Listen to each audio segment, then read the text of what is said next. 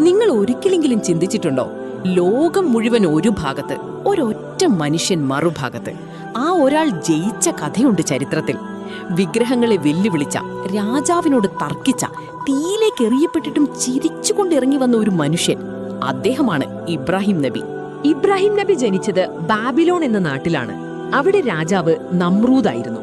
നാട്ടുകാരെല്ലാം കല്ലിനെയും മണ്ണിനെയും വിഗ്രഹമാക്കി ആരാധിക്കുന്നവർ. ഇബ്രാഹിം നബിയുടെ ഉപ്പ ആസർ തന്നെ വിഗ്രഹമുണ്ടാക്കി വിൽക്കുന്ന ആളായിരുന്നു. പക്ഷെ കുട്ടിക്കാലം മുതലേ ഇബ്രാഹിം നബിക്ക് സംശയം. അദ്ദേഹം ആകാശത്തേക്ക് നോക്കി, നക്ഷത്രത്തെ കണ്ടു. ഇതാണോ എന്റെ റബ്ബ്? പിന്നെ ചന്ദ്രനെ കണ്ടു. ഇതാണോ വലുത്? പിന്നെ സൂര്യൻ ഉദിച്ചു. ഇതാണ് ഏറ്റവും വലുത്. പക്ഷെ സൂര്യൻ അസ്തമിച്ചപ്പോൾ അദ്ദേഹം ഉറപ്പിച്ചു, അസ്തമിക്കുന്ന ഒന്നും എന്റെ റബ്ബല്ല. ആകാശവും ഭൂമിയും സൃഷ്ടിച്ചവൻ മാത്രമാണ് എന്റെ റബ്ബ്. ഒരു ദിവസം നാട്ടിൽ വലിയ ഉത്സവം. എല്ലാവരും അമ്പത്തിലെ വിഗ്രഹങ്ങൾക്ക് ഭക്ഷണം വെച്ചിട്ട് ആഘോഷിക്കാൻ പോയി. ഇബ്രാഹിം നബി മാത്രം പോയില്ല. എനിക്ക് സുഖമില്ലാന്ന് പറഞ്ഞു. എല്ലാവരും പോയി കഴിഞ്ഞപ്പോ നബി ഒരു കോടാലിയുമായി അമ്പലത്തിൽ കയറി. അവിടെ നിരത്തി വെച്ചിരുന്ന എല്ലാ ചെറിയ വിഗ്രഹങ്ങളും അടിച്ചു തകർത്തു. ഏറ്റവും വലിയ വിഗ്രഹത്തിന്റെ തോളിൽ മാത്രം ആ പോന്നു. നാട്ടുകാര് തിരിച്ചു വന്നപ്പോ കണ്ട കാഴ്ച ഭയങ്കരം. എല്ലാ ദൈവങ്ങളും നുറുങ്ങിക്കിടക്കുന്നു. ഇതാരാ ചെയ്തത്? അവരല്ലറി.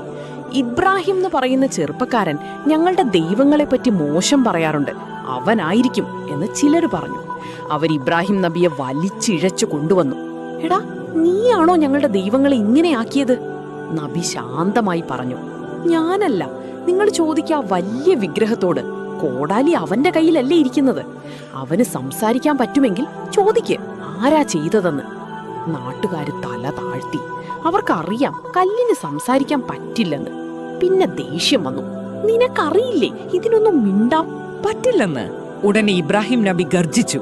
എന്നാ പിന്നെ നിങ്ങൾ എന്തിനാ അള്ളാഹുവിനെ വിട്ട് സ്വയം രക്ഷപ്പെടാൻ പോലും കഴിയാത്ത, നിങ്ങൾക്ക് ഒരു ഉപകാരവും ഉപദ്രവവും ചെയ്യാൻ കഴിയാത്തതിനെ ആരാധിക്കുന്നത്? നിങ്ങൾ ചിന്തിക്കുന്നില്ലേ? ഇത് കേട്ട് നമ്രൂദ് രാജാവ് വിറച്ചു. ഇവനെ ഉടനെ തീയിട്ട് കൊല്ലണം, അല്ലെങ്കിൽ നമ്മുടെ മതമില്ലാതാകും. അവരാഴ്ചകളോളം വിറക് ശേഖരിച്ചു. ഒരു മല പോലെ തീക്കുണ്ടമുണ്ടാക്കി. ആ തീ കത്തിച്ചപ്പോ അതിന്റെ പുക ആകാശം മുട്ടി. ചൂട് സഹിക്കാൻ പറ്റാതെ ആളുകൾ ദൂരെ മാറി നിന്നു. പക്ഷികൾ മുകളിലൂടെ പറന്നാൽ വെന്തു വീഴുന്ന അവസ്ഥ. ഇബ്രാഹിം നബിയെ കയറുകൊണ്ട് കെട്ടി ഒരു കവിണയിൽ വെച്ചു. എന്നിട്ട് ആ തീക്കുണ്ടത്തിലേക്ക് എറിഞ്ഞു. ആകാശത്ത് നിന്ന് ജിബ്രീൽ മലക്ക് വന്നു ചോദിച്ചു, ഇബ്രാഹിമെ, എന്തെങ്കിലും സഹായം വേണോ? നബി പറഞ്ഞു, നിങ്ങളോട് വേണ്ട, എന്റെ കാര്യം അള്ളാഹു അറിയും, അവൻ മതി എനിക്ക്. അപ്പോൾ അള്ളാഹുവിന്റെ കൽപ്പന വന്നു, യാ നാറു കൂനി ബർദൻ വ സലാമൻ അലാ ഇബ്രാഹിം. തീയെ, നീ ഇബ്രാഹിമിന് തണുപ്പും സമാധാനവുമാകുക. പെട്ടെന്ന് ആളിക്കത്തുന്ന തീ ഒരു പൂന്തോട്ടം പോലെയായി. ഇബ്രാഹിം നബി തൗഹീദ്, അള്ളാഹു മാത്രമാണ് ആരാധനയ്ക്ക് അർഹൻ, അവനല്ലാതെ ഒരു ശക്തിയുമില്ല. തവക്കുൽ, എല്ലാം അള്ളാഹുവിൽ ഭരമേൽപ്പിക്കുക. അവൻ വിചാരിച്ചാൽ തീ പോലും കുളിരാകും. ധൈര്യം, സത്യം പറയാൻ ഒരിക്കലും പേടിക്കരുത്. ലോകം മുഴുവൻ എതിർത്താലും അള്ളാഹു കൂടെ ഉണ്ടാകും. അതുകൊണ്ടാണ് അള്ളാഹു ഇബ്രാഹിം നബിയെ ഖലീലുല്ല എന്ന് വിളിച്ചത്, അള്ളാഹുവിന്റെ ഉറ്റ സുഹൃത്ത്.